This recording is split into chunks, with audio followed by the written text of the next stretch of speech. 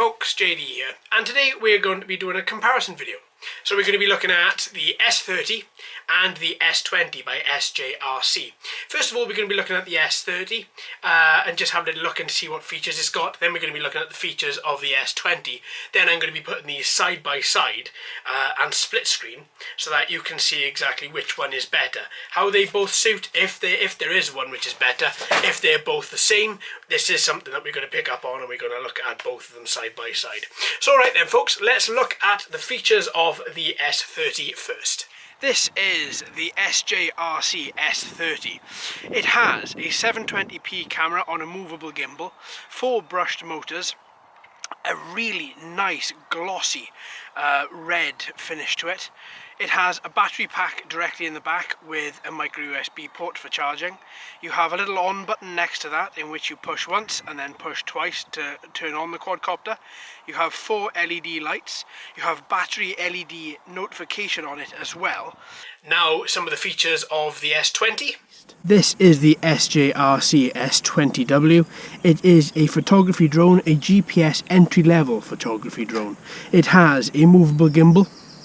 It has a HD camera, 4 brushed motors, it has an SD card to the back, and it has a battery which gives us a full flight time of about 8 minutes. Now let's take her up, and with both of these we're going to be doing this as a side-by-side split screen comparison, so off we go. In this comparison we've got the S30 on the left and the S20 on the right. Now what I'm pointing out on the S20 is that we have from initial takeoff gone from 4 bars of battery down to 2, whereas we still have 4 bars of battery on the S30. Now the S20 is set up as a small entry-level GPS photography drone, and the S30 is set up the same, although the S20 markets its style on the Phantom and the S30 looks a little bit like an older MJX model that we had. Now I find the X20's movements are a little bit nicer, they're a little bit slower and a little bit smoother than the S30, thus giving it a little bit of a better output when you come to look at its video, which we'll do in a couple of minutes. The S30 does move well, although its movements are a little bit sharper and a little bit quicker, so therefore if you are going to try and take video with it you have to move really quite slow. Now then, in order to see these video quadcopters in action, let's look at some of this video that has been outputted to see exactly which one is best. So we're going to have once again the S30 on the left and the S20 on the right. Now, from both of these, I honestly think that the S20 stands out a little bit better. The colour correction's a bit better, rather than the S30 there. The S30, as you can see, its movements aren't as nice as compared to the S20. Now, I've got these at this particular time in both the same speed modes. They are both in speed mode 1. The S30's video blacks out quite often as well. Now, at this particular time, we come to test a particular feature that didn't work well on either of these, and this is Follow Me. The S20, this is just with the Follow Me button clicked, the quadcopter is circling around me in great big loops, and likewise in a couple of minutes, the S30 is going to do exactly the same. Now, from multiple tests with this, I have found this function in this particular place not to be very stable at all. I am going to be taking out these quadcopters and trying them in a later date in a different location, just in case there's something to do with magnetic fields and where I'm flying. I shouldn't see that as being much of an issue, as all the other GPS quadcopters that I have flown here have been absolutely fine. But likewise, here we go, you can see the S30 on the left doing exactly the same now as what the S20 was doing. It's strange. Both the follow me functions have done exactly the same. Okay, so let's break from that split screen for a second and just look at the S20 for a couple of minutes. So I've taken this bird out right the way out as far as it can go in beginner mode, which is roughly about 32 to 35 meters. What I did find is I had loads of confidence in flying this quadcopter. I would take it out, I would circle it around me, I took it up really high, and I didn't have any issues at all. Now, as you can see, it's coming back to me, it looks good, it looks solid. This is a very, very, very good flyer. Now, this particular wind on this day, we had about 4 miles an hour, and I honestly thought it was going to be a bit too much for the quad, because it does come in at about 192 grams, that is its flying weight, but it held itself remarkably well and flies in speed mode 1, 2 and 3 without any issue. I mean, I can let go of the thumbsticks or the analog sticks and it holds itself extremely well.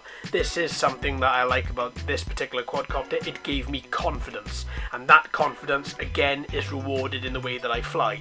And a lot of other larger quadcopters haven't given me as much as this particular guy did. And all in all, I was extremely impressed with how this flew. Now the one thing that did, there were two things obviously that did make me think twice about this quad. One was the fact that when I took off it went straight to 2 bars of battery, and the other one was the follow me function. Now okay, the follow me function is a bit gimmicky. I can understand people not wanting to use that at all. I was extremely impressed though by the quality of this one's video, and also by the way that it flew in first, second and third speed modes. Okay, so let's now have a little look at the S30. At this particular stage you find me trying to move the gimbal. Now the gimbal is motorized, therefore using the transmit and the 2 buttons on the back you should be able to move the gimbal up and down. Unfortunately on my particular model the gimbal didn't work. Now I have taken this apart to have a little look at to see if I could repair it, and unfortunately there's nothing I can do with it at all. I actually think the motor on the back of the gimbal has actually burnt out, which did cause a bit of an issue in so much that as this is a video drone or a photo drone, you should be able to move that gimbal to get the right sort of angle on what you want to be looking at. Unfortunately I could not do that, but still this has a lot going for it. It is a good flyer. You have 3 speed modes which I believe are faster than the S20. They certainly seemed and felt a little bit quicker than the S20. You have good battery life of 10 minutes versus the 8 of the S20. It's very stable. It's under 250 grams. So all in all that comes together to make a very good package. Okay, now there is the issue with follow me not working, but to be honest, that is more of a gimmicky thing, and that's not something that I would be using every single time I intended to take a quadcopter out, unless I wanted the quadcopter to follow me. If that's the case, folks, then honestly I would look at the S20 rather than this particular S30. I did use return to home on the S30 and it was within half a meter of where I took off. That is something is very, very good. But which one is better? It's all very well saying all these things are good and the flight is good and the return to home is good. For me though, folks, the runaway winner of both of these is definitely the S20. The S20 is good. It's very good. The gimbal moved very, very nicely as well. Its movements are quite slow. They're very smooth, but when you have a video drone, that's exactly what I want in a video drone. I want something to move. I don't want something to jerk. I want something so I can move around and I can follow somebody just by using FPV. It had a great FPV relay. It had a really good distance. Okay, I was only in beginner mode, but I did hit that wall, hit that 35 meter. I hit the geofence and it came straight back to me. That's brilliant. That's really good. And for the price you pay for this, you get so much technology backed into it as well as you have very good, very hard props. You can take them off easily. You get a lot of accessories with them. It's very professional in its packaging, so if you are giving it as a gift, it looks the part when you open the box. Everything about this just screams quality to me. It really does. It really, really does. And yeah, I'm going to be using this a bit more, I think. I'm going to be trying to see if I can take her up and take her past that 35 meter geofence and see exactly what we can get from this guy.